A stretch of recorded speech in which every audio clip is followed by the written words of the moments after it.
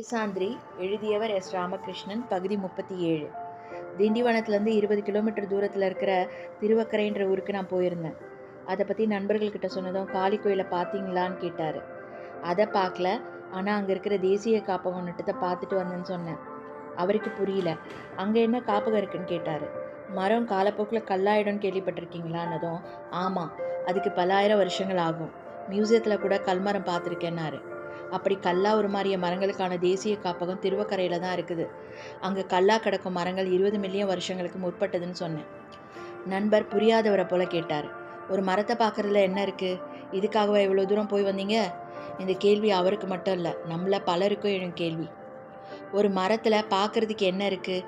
எதுக்காக இப்படி கவிஞர்களும் எழுத்தாளர்களும் மரத்தை பற்றி பக்கம் பக்கமாக எழுதி தள்ளுறாங்க?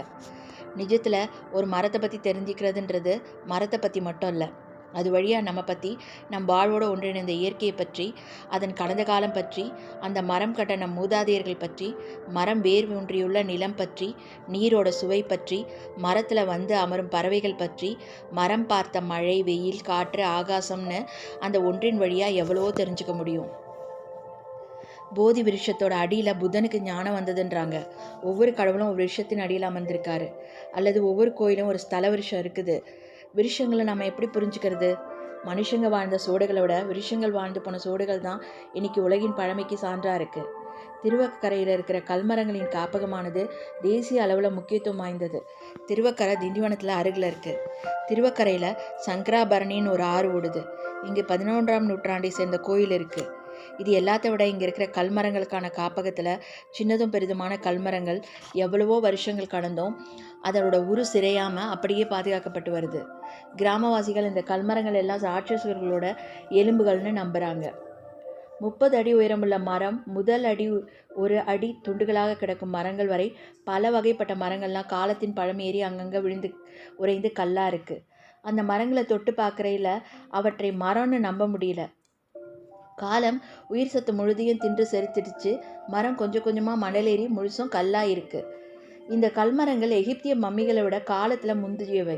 பிரமிடுகளையும் மம்மிகளையும் பற்றி ஆர்வமாக தெரிஞ்சுக்கிற நமக்கு கைத்தொடும் அருகில் உள்ள கல்மரங்கள் பற்றி தெரியலை. முன்பு ஒரு முறை என் பையனை பள்ளிக்கு அழைச்சிட்டு போயிட்டு இருக்கும் பொழுது சாலையில் ஒரு மரம் விழுந்து கிடக்கிறத பார்த்து சென்னையில் எவ்வளவு மரங்கள் இருக்குன்னு கேட்டான். மக்கள் தொகை எவ்வளவுன்னு கேட்டால் 1 கோடின்னு உத்தேசமாக சொல்லிடலாம். எவ்வளோ மரம் இருக்குதுன்னு நான் யோசிச்சதே இல்லை. அதை விட யாராவது எப்படி மரங்களை எண்ணி கணக்கு வச்சுருப்பாங்களான்னு சந்தேகமாக இருந்துச்சு. அந்த நிமிஷத்தில் அவனது கேள்விக்கு என்கிட்ட பதில் இல்லை. அவன் திரும்ப கேட்டான், சென்னையில் உள்ள மரங்களில் மிக வயதான மரம் எது? அதுக்கு எவ்வளவு வயதாகுது? இந்த கேள்விக்கும் என்கிட்ட திடமான பதில் இல்லை. எதையாவது சொல்லி சமாளிக்க வேண்டியதுதான்னு அடையாறு ஆலமரம், அதுக்கு 450 வயசாகுதுன்னு சொன்னேன். அவன் அந்த பதிலால் சமாதானமாட்டான். ஆனால் அந்த பதில் சரியானது தானா? உண்மையில் சென்னையில் எந்த மரம் மிக வயதானது? அது எங்கே இருக்குதுன்னு கேள்விகள் மனசை அழிச்சுக்கிட்டே இருந்தது. 10 ஆண்டுகளுக்கு முன்பு வரை சென்னைக்கு வர சுற்றுலா பயணிகள் பட்டியலில் கடற்கரை, மியூசியம், கோல்டன் பீச் வரிசையில் அடையாறு ஆலமரமும் சேர்ந்தே இருந்துச்சு. அந்த மரத்தை பார்த்துட்டு ஊர் போய் பல நாட்கள் அதை பற்றி பேசிக்கிட்டே இருப்பாங்க. அப்படி பள்ளி நாட்களில் சுற்றுலா பயணியாக வந்து அடையாறு ஆலமரத்தை பார்த்துருக்கேன். இவ்வளவு பெரிதாக கூட ஒரு மரம் இருக்குமான்னு ஆச்சரியமாக இருந்துச்சு. விழுதுகளை பிடித்தபடி வெயில் தர இறங்கிட்டு இருந்த அந்த மாபெரும் விருட்சம் கண்கொள்ள முடியாதா இருந்தது. ஏதேதோ ஊர்களில் பார்த்த ஆலமரங்கள் அத்தனையும் அதன் முன்பு போன்சாய் போல சுருங்கி போயிடுச்சு. அடையாறு ஆலமரம் நிசப்தமாக சென்னையோட வாழ்வை அவதானித்துக்கிட்டு இருக்கு. 100 வருஷங்களுக்கு முன்பாக சென்னையில் அடையாறு படகுத்துறை கொண்டது.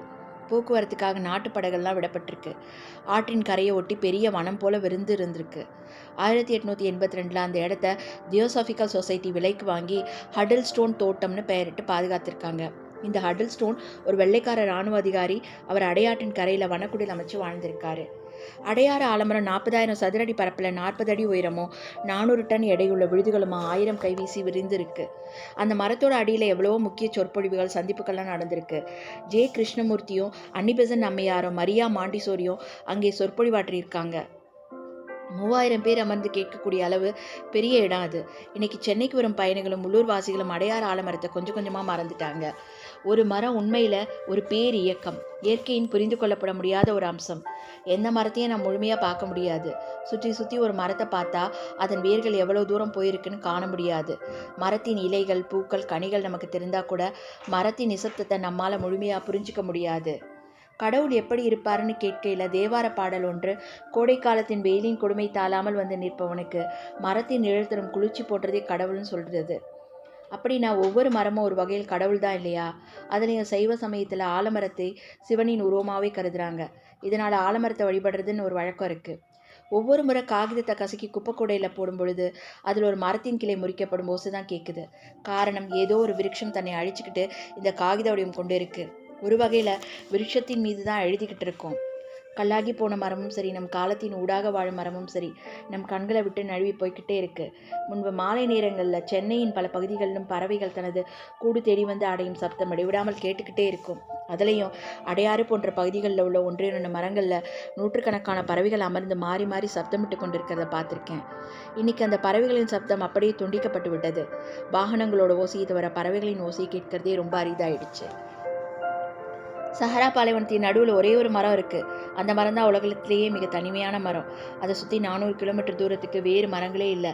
கடுமையான பாலையின் நடுவே அந்த ஒரு மரம் எப்படி உருவானது?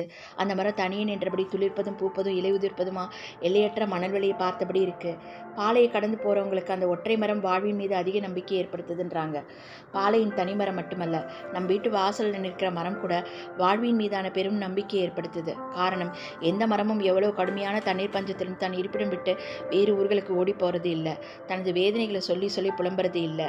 எல்லா மரங்களும் வாழ்வின் கடினத்தை மௌனமாக எதிர்கொண்டு ஜெயிக்குது. உதிர்ப்பதையும் துளிர்ப்பதையும் ஒன்று போல கருதுது. உயர் தத்துவங்கள் சொல்வதும் இதைத்தானே. நாளை பார்க்கலாம். நன்றி, வணக்கம்.